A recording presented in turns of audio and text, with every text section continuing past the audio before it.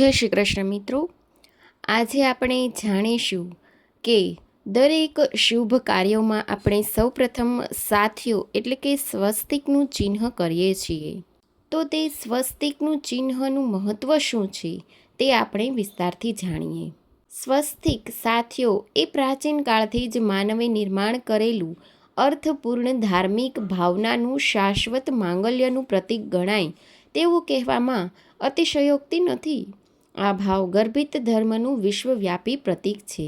સમાજના ઘરનું કલ્યાણ થાય, મંગળ થાય, સુખ અને સ્વાસ્થ્ય જળવાઈ રહે તે માટે સેંકડો ઋષિઓએ સમાજનું માંગલ્ય થાય તે માટે તેમણે તેજસ્વી વિચાર પરંપરા નિર્માણ કરી. આવા માંગલિક જીવનનો ભાવ વ્યક્ત કરવા તેમણે પ્રતીક આપ્યું. એ પ્રતીક એટલે કે સાથીઓ અથવા સ્વસ્તિક.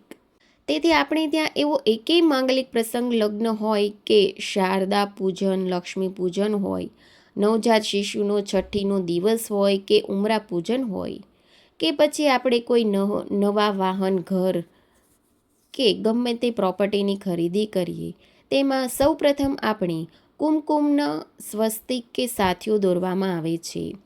આ મંગળ ભાવનાની નિશાની છે. સ્વસ્તિક પાછળની વૈદિક ધારણા. સ્વસ્તિકમાં મૂળ ધાતુ સુ વત્તા અસ છે.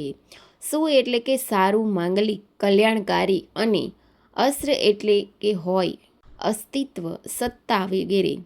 સ્વસ્તિક એટલે કે કલ્યાણની, સ્થાપનાની, મંગલમય ભાવનાનું પ્રતીક. સ્વસ્તિ ઉપરથી સ્વસ્તિક થયું તે માટેનો દરેક શુભ કાર્યમાં ભદ્ર સૂક્તનો અતિ પ્રિયલી મંત્ર પ્રથમ બોલાય છે. અપાર શક્તિ કીર્તિવાળા ઇન્દ્ર ભગવાન અમારું કલ્યાણ કરો. સર્વવ્યાપી છો એવા પોષણ કરનારા સૂર્ય ભગવાન અમારું કલ્યાણ કરો. વિષ્ણુ ભગવાનનું વાહન ગરુડ અમારું કલ્યાણ કરો, રક્ષા કરો. ગુરુ બૃહસ્પતિ અમારું રક્ષણ કરો. આવા આચરણોનો આ મંત્ર ચારેય દેવો પાસેથી કલ્યાણની માંગણી કરતો આ પ્રાર્થનાનો મંત્ર છે. આ મંત્રમાં જીવનની જીવનયાત્રાનું દર્શન છે અને એ કલ્યાણકારી બને એ ભાવના પણ છે. સમગ્ર 4 પ્રકારની જીવસૃષ્ટિના કલ્યાણ માટેની આ પ્રાર્થના છે. સ્વસ્તિક સાથિયાની 4 ભુજા જોઈએ તો સ્વસ્તિક સાથિયાની 4 ભુજા છે, 4 રેખાઓ છે. ચારેય રેખાઓ એકત્રિત થાય છે તે તેનું મધ્યબિંદુ છે. તેને આભુ કહેવાય છે, એટલે તે અમૃત સત તત્વ છે.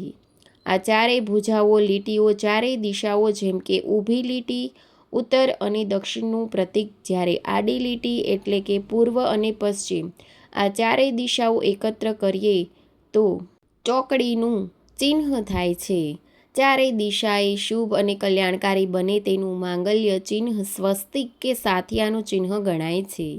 તેનું મધ્યબિંદુ એ વિષ્ણુ ભગવાનનું નાભિકમળ સ્થાન ગણાય છે. આ ઉપરથી એમ પણ અનુમાન કરવામાં આવે છે કે સ્વસ્તિક સાથીઓ સર્જનનું પણ પ્રતીક છે.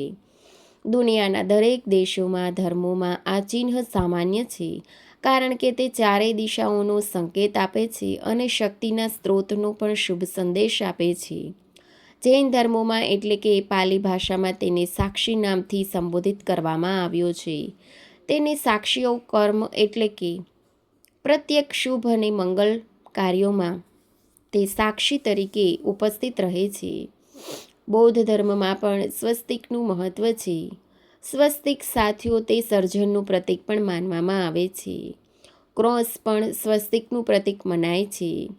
સ્વસ્તિક સાથીઓ એ પ્રાચીન કાળથી જ માનવે નિર્માણ કરેલું અર્થપૂર્ણ ધાર્મિક ભાવનાનું શાશ્વત માંગલ્યનું પ્રતીક ગણાય તેવું કહેવામાં અતિશયોક્તિ નથી. આ ભાવ ગર્ભિત ધર્મનું વિશ્વવ્યાપી પ્રતીક છે. શાંતિ, સમૃદ્ધિ અને માંગલ્યનું આ પ્રતીક જીવન કલ્યાણકારી બને તે માટે વેદોએ ગાયેલી સ્વસ્તિક વાચનની પ્રાર્થનાનું હાર્દ ધ્યાનમાં રાખવાનું જીવન મંગળ બનશે તેવી સ્વસ્તિક પ્રાર્થના સાથે છે.